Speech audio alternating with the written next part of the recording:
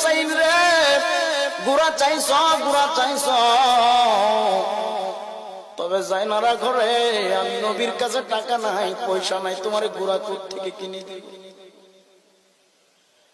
হুসাইন ডাক দিয়ে বলে, ইয়া রাসূলুল্লাহ, না না ভাই, যদিও আপনার কাছে টাকা নাই গো, আপনি নবীরে আমার আল্লাহ গোটা জগতের রহমাতুল লিল আলামিন বানাইছে। নবী গো, আপনার এত সম্মানী আমার আল্লাহ বানাইছে, আপনি যদি আমার আল্লাহর কাছে কোনো কিছু চাওয়ার মতো চান,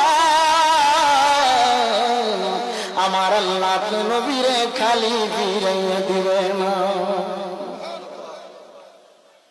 আমার নবী ডাক দিয়ে বললেন, হুসাইন রে, তুমি বলো দেখি, তোমার গোড়া যদি, তোমারে যদি গোড়া দেই, তোমার